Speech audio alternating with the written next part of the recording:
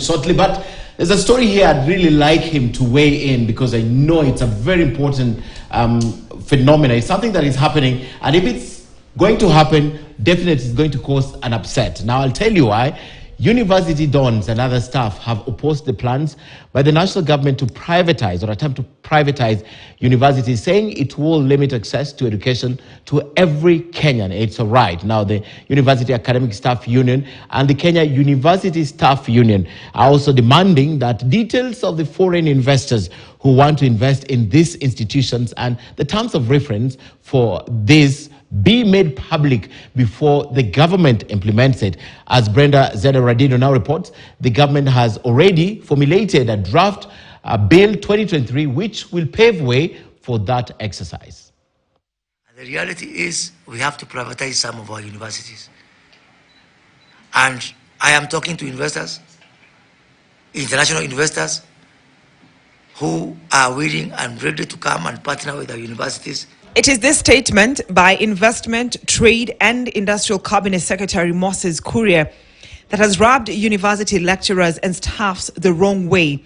Through their union leaders, they say that the move only aims at killing public universities for the benefits of a few individuals. But, according to the government, privatization of the public institutions of higher learning is aimed at making the universities profitable. We don't have a cash problem, we have a management problem. And we have got a structural problem. We are not going to accept public universities to be privatized. And those investors can go to private universities. There are so many private universities in Kenya here.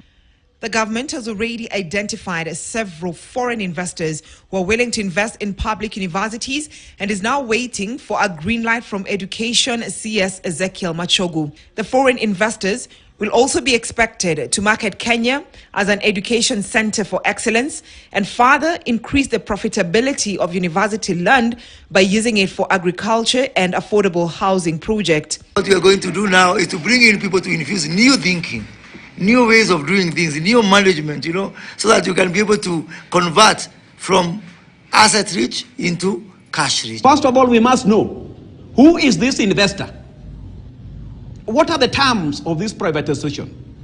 What impact will it have on the workforce in public universities? The moment you shift education to private hands, it then means only very few will afford to get that education.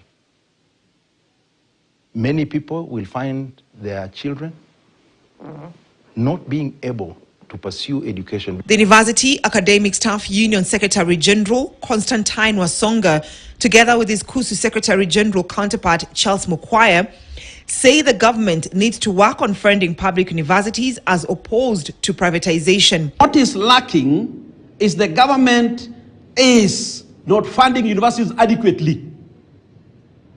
And privatizing public universities is not going to solve any problem. These are public institutions.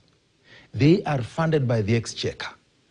When the exchequer chooses to drastically reduce the capitation coming to these institutions, what do you expect? The manager will not have much to do. The government has already published the National Treasuries and Economic Planning and Privatization Commission website a public notice informing them about the draft Privatization Bill 2023, which is supposed to pave way for privatization of some government, corporations and parastatals, which include universities targeted for privatization. Members of the public and stakeholders are expected to submit their comments or written memoranda on the draft bill. Brenda Zeda-Radido, KTN News. All right, this no doubt is